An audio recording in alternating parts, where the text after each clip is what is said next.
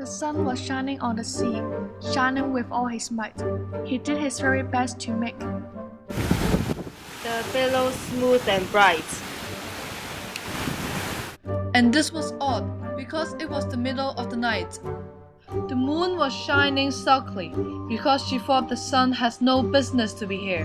After the day was gone, it's very rude of him to come and spoil the fun.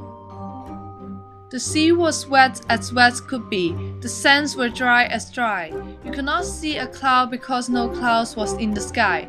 No birds was flying overhead. There were no birds to fly. The Walrus and the Carpenter were walking close at hand. They wept like anything to see such quantities of sand. If this were only clear away, it would be grand! If 7 maids with 7 rocks dwell it for half a year, do you suppose that they could get clear? I doubted him and shed a bitter tear. Oh, Master, come and walk with us. A pleasant walk, a pleasant talk along the briny beach. Cannot do without more than 4 to give a hand to each.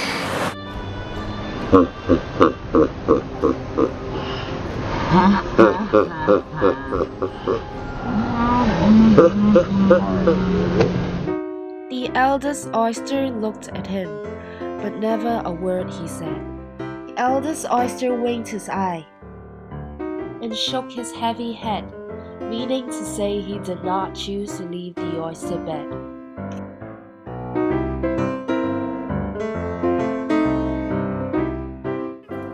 The 4 young oysters hurried up, all eager for the treat. Their coats were brushed, their faces washed, their shoes were clean and neat. And this was odd, because, they hadn't any feet. 4 other oysters followed them, and yet another 4, and thick and fast they came at last, and more and more and more, all hopping through the frothy waves and scrambling to the shore. The Walrus and the Carpenter walked on a mile or so, and then they rested on a rock conveniently low, and all the little oysters stood and waited in a row. Time has come to talk of many things, of shoots, and ships, and peeling wax, of garbage and cakes, and why the sea is boiling hot, and whether pigs have wings. Wait a bit before we have our chat, for some of us are out of fat, and all of us are fat. No worries. They thanked him much for that. A loaf of bread is what we share in it. Pepper and vinegar besides are very good indeed. Now if you are ready, oyster dear, we can begin to feed. But not on us!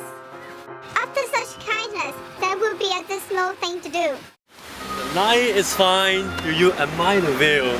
It was so kind of you to come, and you are very nice. Cut us another slice. I wish you were not quite so deaf.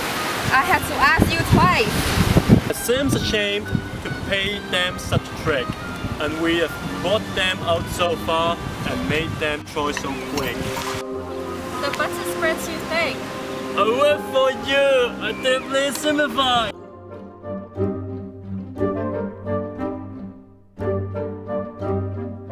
Their sobs and tears he sorted out, those of the larger size, holding his pocket handkerchief before his streaming eyes. Oh, oysters, you had a pleasant run. Shall we be treated home again?